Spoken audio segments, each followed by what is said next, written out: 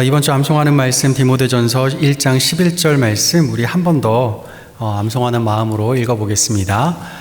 이 교훈은 내게 맡기신 바 복되신 하나님의 영광의 복음을 따름이니라. 아멘.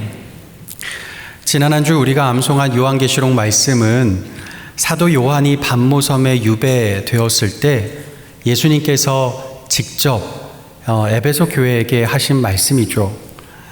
박해가 끝난 후에 요한이 어디로 갔을까요? 유배지에서 해방되어서 이 에베소 교회로 다시 돌아갑니다. 노년에 심한 고문을 당해서 기력이 쇠했어요. 제자들의 부축을 받지 않고는 교회도 못 나오는 상황이 됐습니다. 힘겹게 강단에 오르면 선포하는 말씀이 딱 하나였어요. 자녀들아, 서로 사랑하라.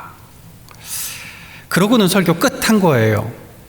한 번도 아니고요. 매번 예배 때마다, 설교 때마다 이 한마디 하고 설교 끝이에요. 저도 그렇게 매번 설교하면 저도 준비 안 해서 편하고 여러분은 설교 짧아서 좋을까요? 그렇게 생각해 보니까요. 우선은 제가 어디로 유배부터 가고 고문도 한번 당하고 와야 그래야 되지 않을까 싶은 생각이 들었습니다.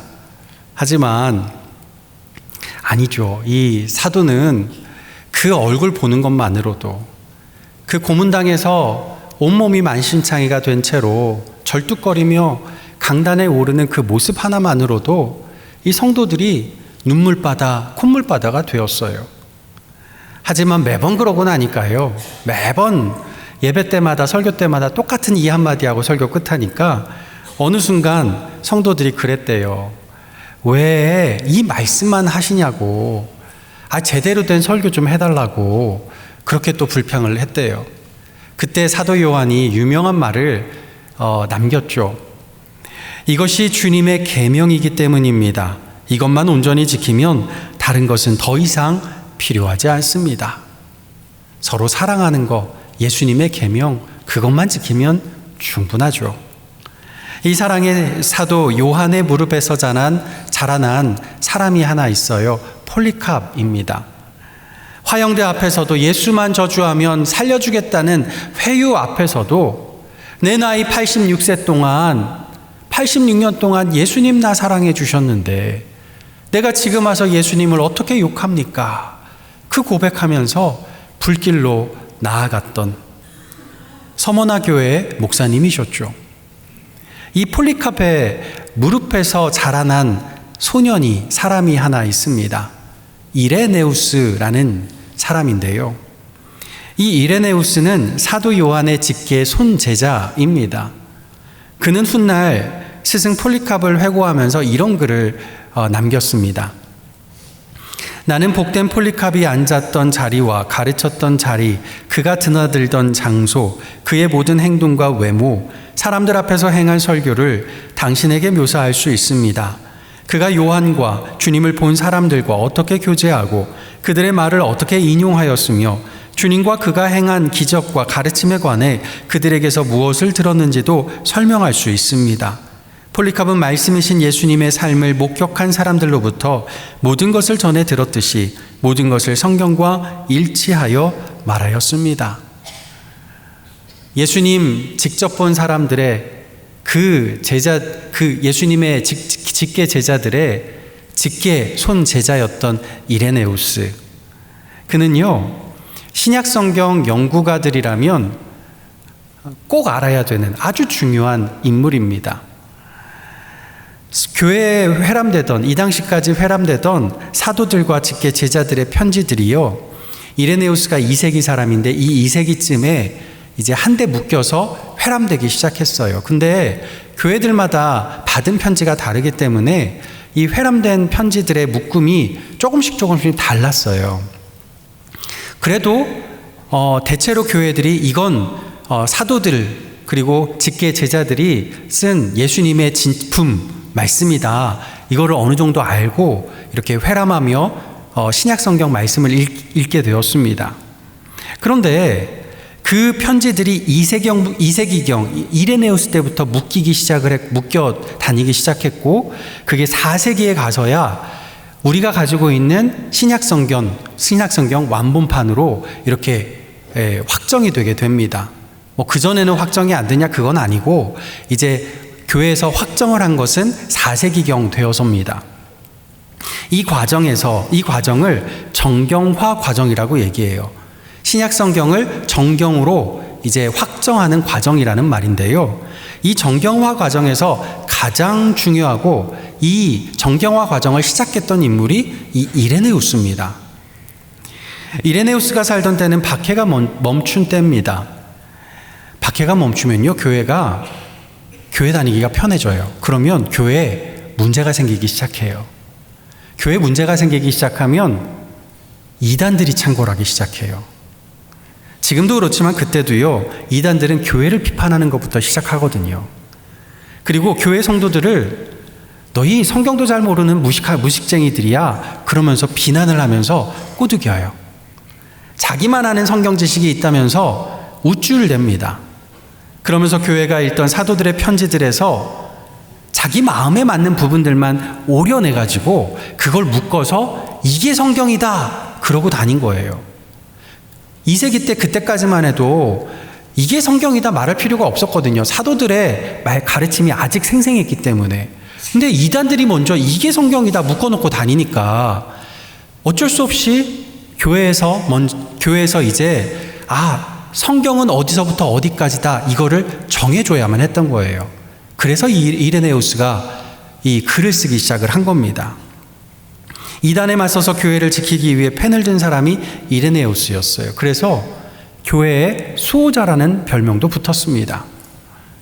이단 논박이라는 아주 두꺼운 책을 쓰게 됐는데요. 이 책은 우리가 신앙서적으로 읽기는 좀 재미없는 책이다 보니까 우리말로는 번역되지는 않았어요. 아쉽게도. 하지만 사도 요한의 직계 손제자로서 스승을 통해서 전수받은 예수님의 말씀과 사도들의 가르침을 이 책에 빼곡히 담았습니다. 그래서 이 책은 어느 게 진짜 예수님의 말씀인지 성경 말씀인지를 분별해주는 첫 번째 기준점이 되었습니다. 요즘 유튜브며 SNS며 가짜 복음, 가짜 설교가 난무하죠. 이런 오늘날 우리는 초대교회 때부터 정통교회가 가르쳐온 말씀과 종교개혁이 깨우쳐준 복음주의 신학으로 우리 신앙을 든든하게 무장해야 합니다. 그래서 오늘부터 올해 하반기 동안 시간 날 때마다 이레네우스의 책 중에서 다 읽을 수는 없고요. 그 중에서 중요한 구절 한 구절씩 읽고 우리 신앙과 삶의 교훈이 될 말씀들을 읽고 그 말씀과 관련된 이 성경 본문을 찾아서 함께 보며 함께 말씀을 묵상하기를 원합니다. 그 첫 시간으로 오늘 말씀은 유리보석에 속지 말라는 거예요. 오늘 본문에는 3가지 교훈이 나옵니다. 첫째는요, 바른 교훈은 하나님의 경륜을 이룬다는 거예요. 10년 전쯤에 조선일보 기사에도 나오고 또 인터넷 뉴스에도 이제 조선일보 인터넷 뉴스에도 떴던 이 영상이 하나 있습니다. 음원이 있고요. 제목이 뭐냐면 세상에서 가장 웃긴 보이스피싱범입니다. 이 보이스피싱범과 피해자 간의 전화 통화 내용이 이 인터넷에 올라온 게 있었어요. 피싱범이 그럽니다. 수고하십니다. 서울중앙지검 오명균 수사관이라고 합니다. 그걸 딱 듣는 순간 이 피해자 쪽 전화 소리가요, 전화 받는 분이 여성분이고 그 옆에 할머니 목소리로 들리는 이 할머니가 있는 것 같아요. 딱 듣자마자 박장대소하면서 하하하하하하 시작부터 끝까지 통화 내용에 계속 하하하하하. 이 옆에 있는 할머니는 그 하하 소리가 멈추질 않아요. 너무 박장대소를 하니까 이 피싱범이 그래요. 왜 웃으세요? 자꾸 경찰, 지검이라고 전화가 와서요. 계속 이런 전화 받으셨어요? 네, 지금이 벌써 4번째예요. 여러 번 받으셨구나. 할머니가 옆에서요, 막 배꼽 빠지듯이 막 계속 웃어요. 하하하 웃어요. 그리고 여성분도 막 웃으면서 말을 해요. 왜 또 제가 뭐 잘못 저질렀어요? 막 웃으면서 그러니까 이 피싱범이 참다 웃음이 터진 거죠. 피싱범이 같이 웃으면서 겁나 웃겨. 그게 이제 그 녹음이 됐어요. 겁나 웃겨. 그랬더니 여성분이 아이고 아침부터 고생 많으시네요. 그래요. 그때 한참 이 피싱범이 웃다가 알았어요. 그만 웃고 끊어. 그러고 전화를 끊은 거예요. 이 피싱범이 잡혔는데요. 이 그 기사 영상에 보니까 이 피싱범이 경찰에서 조사받는 장면이 나왔어요. 모자이크 처리돼서. 이렇게 말해요. 일주일에 3번 정도 범행에 성공할 확률이 있습니다. 진짜 바보 같은 피싱범인데도 이 사람한테 일주일에 3번은 걸리는 사람이 있다는 거죠. 그거 보고서 저는 생각해 봤어요. 그랬더니 제가 아는 분 중에 진짜 똑똑한 분인데 크게 걸린 분이 있어요. 이게 똑똑해도 소용없더라고요. 가짜인 거 알면서도 순간 걸리려면 걸려 넘어가요. 이게 가짜의 무서움이죠. 바울은 에베소 교회에 디모데를 남겨둡니다. 이유가 뭘까요? 바울이 전한 복음 말고 다른 교훈, 가짜를 가르치는 사람들이 들어왔거든요. 이들은 구약 인물들의 이름을 끌어다가 그 사이사이에 신비로운 천사들의 이름을 붙여넣었더니 그 끝에다가 자기 이름을 살짝 걸어놔요. 그래놓고 내가 누군지 아느냐? 나 영적인 사람이야, 신령한 사람이야. 그러고 말을 하는 거예요. 성경 기록에 빠진 것 같은 부분, 그 간질간질한 부분을 살살살살 긁어줘요. 말도 청산유수라 진짜 같아요. 그래서 쉽게 넘어갑니다. 하지만 다 가짜예요. 바울은 이 다른 교훈이 믿음 안에 있는 하나님의 경륜과는 정반대된다 말씀하고 있어요. 이 경륜이라는 단어가 하나님의 경륜이라는 단어가 우리가 잘 안 쓰는 단어라서 익숙하지 않는데 이 경륜이라는 단어의 헬라어는요, 오이코노미아라는 말이에요. 오이코스라는 헬라어는 집이란 뜻인데 오이코노미아 이 말이 영어로 넘어가면 이코노미가 돼요. 이코노미. 경제라는 말이죠. 원래 뜻이 뭐냐면 집안 살림살이 이 말이에요. 가정주부가 집안 살림살이를 하는 걸 경륜이라고 부르는 거예요. 하나님이 집안 살림을 하신다는 얘기예요. 하나님이 창조 때부터 지금까지 예수님의 성육신부터 죽음과 부활, 승천까지 또 그 이후에 교회를 세우시고 우리를 지금까지 인도해 주시는 모든 것, 이 모든 것은 하나님의 알뜰살뜰한 집안 살림살이라는 것입니다. 복음의 바른 교훈이란 그 하나님의 살림살이를 믿는 것이라는 거예요. 그러면 이런저런 변론으로 교회와 성도들을 비판하는 걸 할 수가 없어요. 왜요? 그렇게 비판하는 거, 변론하는 거 결국 그 살림을 도맡아 하시는 하나님을 비판하는 거가 되거든요. 이레네우스 책 서문에는 이런 글이 있습니다. 정교하게 만들어진 유리 모조품은 진짜 에메랄드보다 더 진짜처럼 보여서 사람들을 기만합니다. 그 분야에 능숙한 전문가가 나타나 그 가짜를 폭로하기 전까지 사람들은 그 반짝임에 속아 넘어갑니다. 은 속에 교묘하게 섞인 구리를 평범한 사람이 어떻게 쉽게 구별해낼 수 있겠습니까? 우리는 왜 이 가짜 유혹에 넘어갈까요? 우리 마음 깊은 곳에요. 첫째로 특별해지고 싶은 욕구가 있어요. 둘째로 그 욕구 때문에 불안해져요.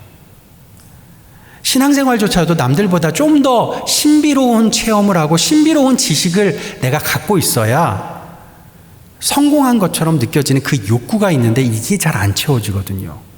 그래서 불안해져요. 진짜 복음을 전하는 교회들은 너무 단순한 예수복음 너무 단순하거든요. 예수 믿으면 구원받는다 끝이에요. 너무 단순하고 너무 맹맹한 거죠. 그래서 가짜 보석 상인들이 나타나서 말해요. 야야, 여기 반짝반짝 빛나는 보석 봐봐. 너 이거 가지면 특별해져. 너만을 위한 신비한 영적 원리를 내가 알려줄게. 그러면서 교회를 비판하고 성도들을 비판합니다. 그 소리를 들으면요, 교회 다니면서 답답했던 그 부분이 확 트이는 것 같은, 사이다 같은 느낌을 갖게 돼요. 이거 다 가짜인 거예요. 기억하십시오. 진짜 예수 복음은 이미 우리를 예수님의 특별한 사랑받는 존재로 만들어 주셨어요. 나는 부족하고 연약하죠. 여전히 부족하고 연약한데, 앞으로도 여전히 부족하고 연약할 텐데, 그런데도 불안하지 않아요. 그런 우리를 먼저 사랑해 주신 예수님 사랑, 그런 우리를 이끌어 가시는 하나님의 살림살이가 너무나 크기 때문인 줄 믿습니다. 그래서 우리의 특별함이 아니라 우리의 연약함이 감사 찬양의 제목이 되고 복음 전도의 재료가 되는 줄 믿습니다. 진짜 에메랄드는요, 오랜 시간의 열과 압력을 견디며 만들어져요. 그 안에 미세한 균열도 있고 또 불순물도 있곤 하죠. 근데요, 진짜 에메랄드 안에 있는 그 균열과 불순물이 뭐가 되죠? 이게 천연보석이라는 걸 증명하는 무늬가 돼요. 이 공장에서 찍어내는 유리보석에는 그런 게 없죠. 우리가 당하는 오랜 고난 속에서 여전히 부족하고 여전히 연약한 우리의 모습은, 그럼에도 우리를 구원하시고 우리를 이끄시는 주님의 경륜, 주님의 살림살이 가운데 주님의 강하심을 증명하는 무늬가 됩니다. 그러니 유리보석에 매료되어서 남들은 모르는 특별한 비결을 찾아 헤매지 마시길 바랍니다. 이미 우리에게 주어진 예수 복음, 나를 위해 태초부터 지금까지 알뜰살뜰히 우리를 돌보시는 하나님의 손길, 그 진짜 하나님의 경륜에 우리 자신의 인생을 다 내어 맡기기를 간절히 소망합니다. 두 번째, 이 교훈의 목적은 사랑입니다. 5절에 보면 이 교훈의 목적이 무엇이냐 나오는데요, 사랑이라고 나와요. 이 사랑은 어디서 나오느냐? 5절에 청결한 마음과 선한 양심과 거짓이 없는 믿음에서 나온다고 해요. 그런데 6절에 보면 사람들이 자꾸만 여기서 벗어나서 헛된 말을 한다고 말해요. 7절에는 자기가 하는 말이 무슨 말인지도 모르면서 목소리 큰 사람이 이긴다고 소리만 지른다고 해요. 예수님은 열매로 그들을 알리라고 했는데, 이들에게서 나오는 열매가 뭐냐? 오늘 본문에 보면 변론뿐이라 합니다. 사랑이 아니고 변론이에요. 아무리 말이 바르고 멋져 보여도요, 그 말 끝에 사랑이 열매 맺혀지지 않으면 다 가짜입니다. 복음의 목적은 단순 명료해요. 서로 사랑하라. 내가 너희를 사랑한 것 같이 너희도 서로 사랑하라. 예수님의 말씀입니다. 이 말씀을 그대로 실천하신 분, 손양원 목사님이죠. 1948년 두 아들 동인과 동신이 좌익 학생 안재선에게 총살당했어요. 목사님은 밤새 통곡하죠. 그런데요, 그 통곡 속에서 어느 순간부터 이런 말이 중얼거리게 됩니다. 저 영혼 불쌍해서 어쩌나. 내 아들들은 천국 갔는데 안재선은 그러다 지옥 갈 텐데 어쩌나. 목사님은 그를 양자 삼겠다고 사면해달라고 청합니다. 처형 직전에 그를 살려내요. 목사님의 딸 동희가 극렬하게 반대하죠. 어떻게 오빠들 죽인 저 사람을 어떻게 맞이할 수 있냐고. 그때 목사님이 그러셨어요. 용서만 가지고는 안 된다. 원수를 사랑하라 했으니 사랑하기 위해 아들을 삼으려는 것이다. 나중에 목사님이 뭐라고 말씀하셨냐면, 사랑하는 두 아들 앉았던 식탁에 그를 앉혀놓고 밥을 먹을 때 입안에서 밥이 아니라 모래알이 씹히는 것 같았다. 그래요. 여러분, 목사님의 이 사랑이 감정에서 저절로 우러나온 사랑 같습니까? 아니에요. 그럴 수가 없어요. 어떻게 그럴 수가 있어요? 그런데도 사랑할 수 있었던 건, 사랑을 결단한 거죠. 그럴 수 있었던 건 폴리캅의 고백처럼 예수님이 내 평생 나를 이렇게 사랑해 주셨는데 나 또한 사랑하지 않을 수 있겠습니까? 그 청결한 마음과 선한 양심과 거짓 없는 믿음의 결단에서 나온 게 사랑이라는 것이에요. 우리는 어떻습니까? 우리의 마음과 양심과 믿음은 변론으로 열매 맺습니까? 아니면 사랑으로 열매 맺습니까? 그 대답이 우리가 유리보석을 붙잡고 있는지 아니면 진짜 보석을 붙잡고 있는지를 판가름해 줍니다. 진짜 복음은 우리를 예수님의 십자가 사랑으로 이끌어 줍니다. 아무것도 아닌 우리를 사랑하신 예수님의 은혜가 너무나 커서 그 은혜, 그 복음은 우리가 하는 모든 일을 사랑으로 열매 맺게 해주는 줄 믿습니다. 마지막 세 번째, 이 교훈은 우리에게 맡겨주신 복음입니다. 9절과 10절에 보면 율법에 따라 죽어야 될 죄인들의 목록이 나와요. 이 편지를 좀 더 몇 줄만 더, 오늘 본문 다음으로 몇 줄만 더 읽다 보면 바울 사도가 자기를 뭐라고 부르는지가 나오는데요. 뭐라고 부를까요? 나는 죄인 중에 괴수라. 그러니까 9절 10절에 나온 죽어야 할 죄인 목록에 내 이름이 들어가 있다, 그 말이에요. 아니, 내 이름이 목록의 끝에 들어가는 정도가 아니라 목록의 1번이라고, 나는 1번이라고, 나는 괴수라고 말하고 있는 겁니다. 그러면서 11절 말씀이 이어지는 거예요. 우리 11절 말씀, 암송하는 말씀 한 번 더 읽어보겠습니다. 이 교훈은 내게 맡기신 바 복되신 하나님의 영광의 복음을 따름이니라. 아멘. 나 같은 죄인, 나 같은 괴수에게 하나님이 복음을 맡겨주셨다 하는 겁니다. 여러분은 나중에 여러분 묘비에 뭐가 쓰여져 있기를 원하십니까?